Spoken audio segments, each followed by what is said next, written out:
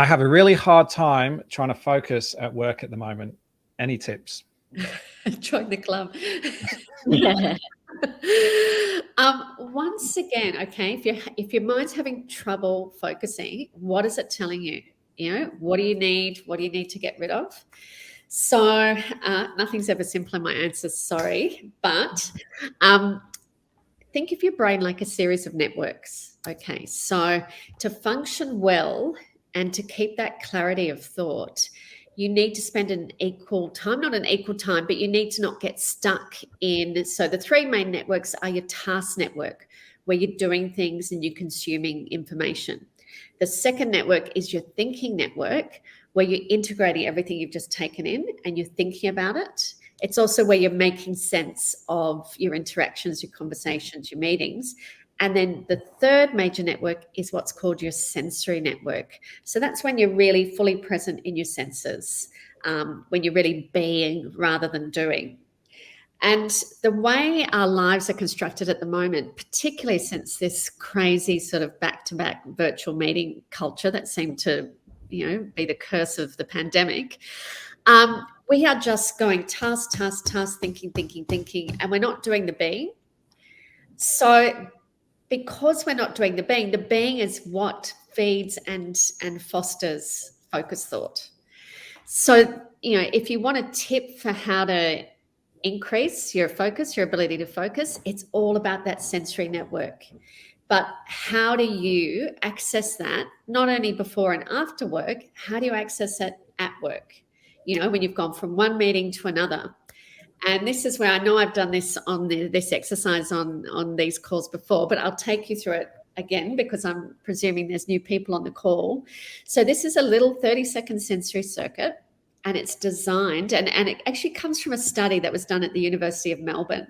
So they had two cohorts of students, one whom did this exercise, the other who didn't. And by the end of the day, the ones who did far outran the others in terms of focus, energy, and lower levels of stress. So here goes. We're all going to look around the room. What colour shall I choose today? I think I'll go for blue, just for a change. So do a slow 360, and we're going to look for the colour blue wherever we can see it. So looking for the darks, the lights, whatever shade they are, really noticing which ones you're more drawn to, which shades of blue are more your flavour. Oh, this is where my bookcase comes in handy. Great. Then coming back, and everyone close your eyes. And this time we're going to listen in. There's always layers of noise going on that we blank out, but they're always there. So I want you to, I'm going to stop talking for 10 seconds, and I want you to just listen into all those layers of sound.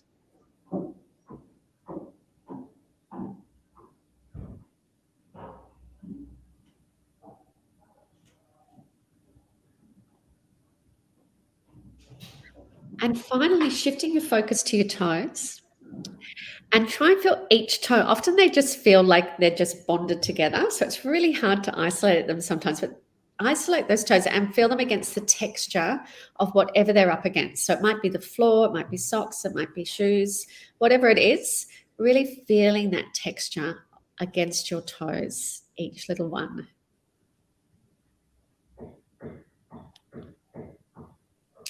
Great. So what we did just then was I made the senses just sticky enough. Hopefully what you would have experienced is that you stopped thinking. Yeah, because you were, so intent on connecting with the sense.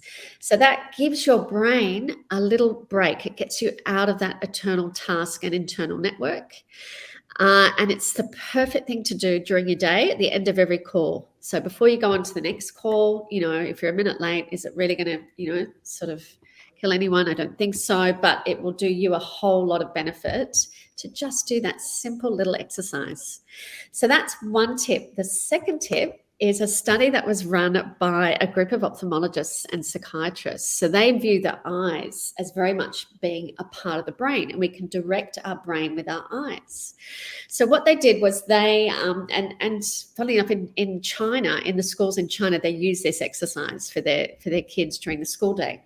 So when you're about to dive into a project you've got to be really focused on, you get a piece of paper and you draw a little cross and you hold the piece of paper and the cross about equidistance from whatever you're going to be focusing on, and you focus really intently on that cross for a good 30 seconds. And then you start whatever it is that requires the focus. I've tried it. I've got lots of clients trying it. It works. Excellent. Very good. Lots of good practical advice. Renee, do you have any other things that you do? I have no studies to cite. Sorry, I'm the study junkie. Very wide open question. How do you focus? I think I agree with you, Martine. It's like the back-to-back barrage of video calls and often running from one thing to another. I'm a huge believer in a to-do list. I'm a huge believer in kind of starting with the hardest things earlier in the day, having some early wins on the board.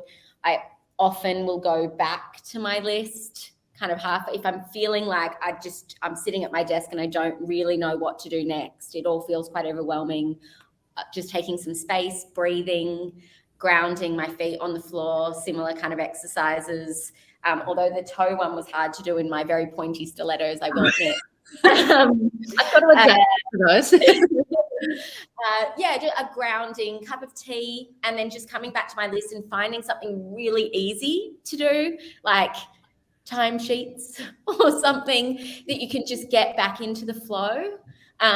Because often, midway through a day, everything can feel overwhelming and it almost feels like you just have no idea where to start. So having something, taking a breath, grounding yourself in your space, bit of kind of space away from your desk for a minute, and then just do one little thing to get yourself back in. No study on that, just lots of years. I'm sure I can find one for you, Renee.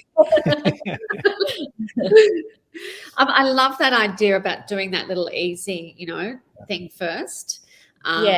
Just made me think of like warming an engine up. Yeah, I think just ticking one thing off, and then you're like, okay, I did that. And then I can get back into maybe the things that feel a bit bigger and a bit less easy.